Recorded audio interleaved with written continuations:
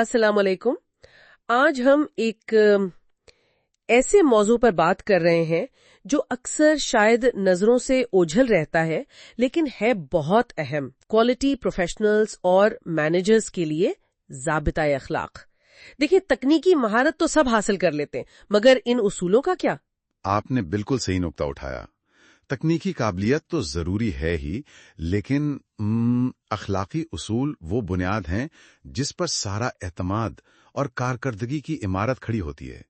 इनके बगैर तो यूं समझें बेहतरीन सिस्टम भी बस खोखला सा रह जाता है। तो फिर सवाल ये है कि रोजमर्रा के काम में जहां इतनी तेजी है, आदाफ का दबाव, डेडलाइंस, वहां इन उसूलों की अमली जरूरत क्या पेश आती है? क्या ये सिर्फ अच्छी बातें हैं या काम का लाजमी हिस्सा है? देखें, ये उसूल जो है ना, इस तेज रफ्तार माहौल में एक तरह से कुतुबनुमा का काम करते हैं। ये हमें सही सिमत में रखते हैं, खासतौर पर जब फैसले मुश्किल हों। और ये सिर्फ वो किताबी बातें नहीं हैं, ये तो आलमी सतह पर जो बेहतरीन तरीके हैं, जो माने हुए इदारे हैं, उनके म्यारात पर मबनी हैं। और इन्हें खासतौर पर मकामी यानी पाकिस्तानी हालात के मुताबिक ढाला गया है। ये एतमाद बनाने और मुसलसल बेहतरी लाने की जड़ हैं। अच्छा, तो आइए फिर इन बुनियादों का जरा जायजा लें।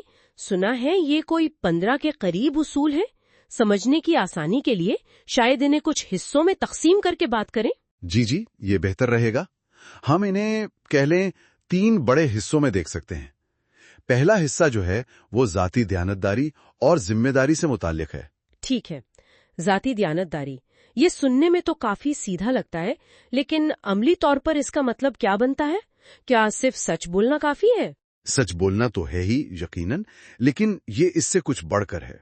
इसमें शामिल है अपने काम और अपने फैसलों की पूरी जिम्मेदारी कबूल करना, डेटा में कोई गड़बड़ न करना, अपनी या दूसरों की गलतियों को छुपाने की कोशिश न करना, और एक बहुत अहम बात, फैसले हमेशा ठोस शवाहिद और हकायक की बुनियाद पर करना, अंदाजों या जाती पसंद नापसंद पर नहीं। दयानतदारी, जिसे इंटेग्रिटी कहते हैं, वो तो समझे क्वालिटी की रूह है। अगर ये कमजोर पड़ जाए तो पूरा क्वालिटी सिस्टम हिल जाता है। और गलती मानने से तो अक्सर लोग वो घबराते हैं। बिल्कुल बिल्कुल घबराते हैं, लेकिन जब आप गलती मानकर उसे ठीक करते हैं ना, तो आप सिर्फ मसला हल नहीं करते, आप असल में तंजीम में एक मुस्बत मिसाल कायम करते हैं। इससे एतमाद बढ़ता है। जैसे मिसाल के तौर पर कोई क्यूए अफसर दबाव के बावजूद खराब माल को पास ना करे, या कोई मैनेजर नाकामी पर इल्जाम तराशी ना करे, बल्कि मसले की जड़ तक जाए। जिम्मेदारी का मतलब नताइज को कबूल करना भी है। इसी हवाले से एक उसूल ये भी है कि अपनी काबिलियत को तंजीम की बेहतरी के लिए इस्तेमाल किया जाए। इसका क्या मतलब हुआ? जी, इसका मतलब है कि आपके पास जो इल्म है, जो हुनर है, उसे सिर्फ रस्मी कार्रवाई पूरी करने के लिए नहीं, बल्कि हकीकी वाकई बेहतरी लाने के लिए इस्तेमाल करें। मसलन अगर आप एक छोटी सी चेकलिस्ट बनाकर रीवर्क कम करवा सकते हैं, तो ये भी एक अखलाकी अमल है, क्योंकि आप अपनी सलाहियत तंजीम के फायदे में ला रहे हैं। बहुत खूब। अच्छा, तो ये जाती दयानतदारी की बुनियाद तो हो गई। अब देखते हैं कि ये उसूल रोजमर्रा के पेशावराना रवैये में कैसे नजर आते हैं। दूसरा हिस्सा इसी बारे में है, ठीक? जी बिल्कुल, दूसरा हिस्सा पेशावराना रवैये पर है। इसमें कई अहम पहलू आ जाते हैं, जैसे गैर जानिबदारी है, एहतराम है और राजदारी है। गैर जानिबदारी तो मेरे ख्याल में खास तौर पर ऑडिट और इंस्पेक्शन में बहुत ही अहम होगी। इंतहाई अहम। आपके जो फैसले हैं, जो नताइज हैं, उन पर किसी किस्म की जाती पसंद या ताल्लुक या दबाव का असर नहीं होना चाहिए। आपकी गैर जानिबदारी ही आपके काम को वो साख देती है। इसी तरह हर फर्द के वकार का एहतराम करना, चाहे वो कोई जूनियर हो, कोई वर्कर हो या सीनियर, सबकी बात तवज्जो से सुनना, उनके तजुर्बे को अहमियत देना, ये जरूरी है।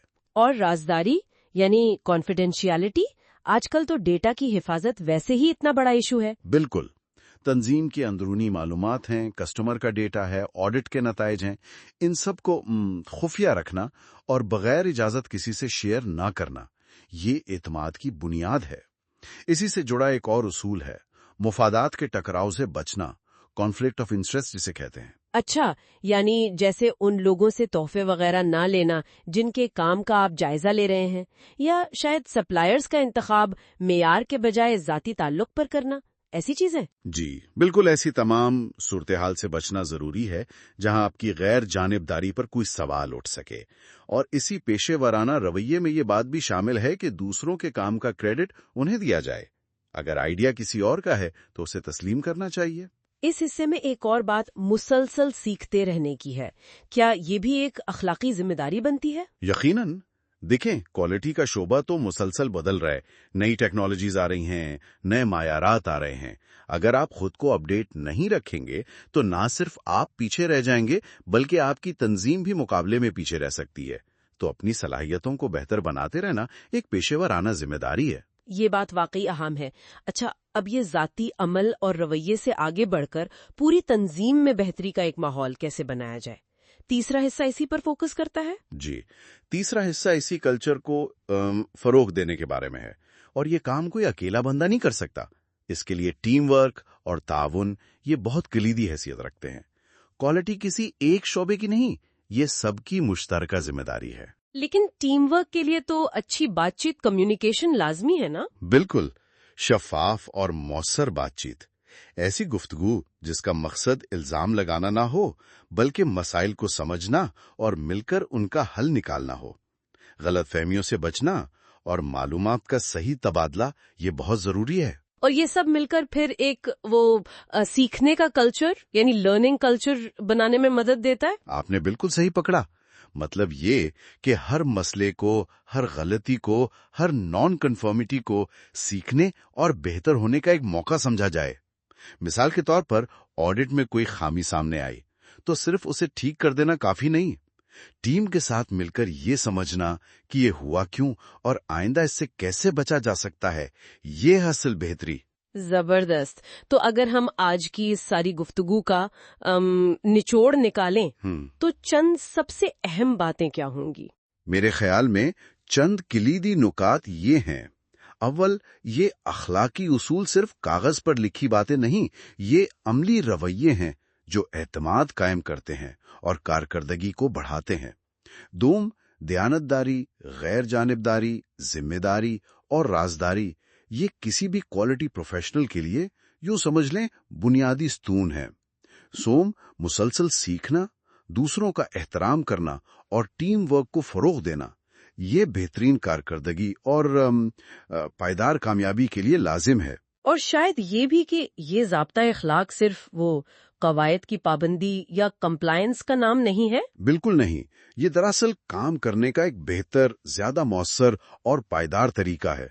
یہ تنظیم کی کامیابی میں ایک سرمایہ کاری ہے جو لمبے عرصے میں وہ منافع دیتی ہے۔ بہت خوب۔ مجھے ایک کال یاد آ رہا ہے کہ کسی شخص کے کام کا معیار اس کے ہاتھ میں موجود اوزاروں سے نہیں بلکہ اس کے دل میں موجود اصولوں سے ماپا جاتا ہے۔ تو کوشش کرنی چاہیے کہ ان اخلاقی معیاروں کو بلند رکھیں اور ایک عالمی معیار کا پاکستان بنانے میں اپنا کردار ادا کریں۔ اور PIQ انسٹیٹیوٹ آف کوالٹی کا بھی شکریہ ادا کرنا چاہیے کہ انہوں نے اس اہم موضوع کو اجاگر کیا۔ اور آخر میں سامعین کے لیے ایک سوال چھوڑتے ہیں۔ ان اصولوں پر حقیقی معنوں میں عمل کرنے سے ذاتی سطح پر اور تنظیمی سطح پر وہ کون سی سب سے بڑی مثبت تبدیلی ہے جو رونما ہو سکتی ہے؟ اس پر ضرور سوچیے گا۔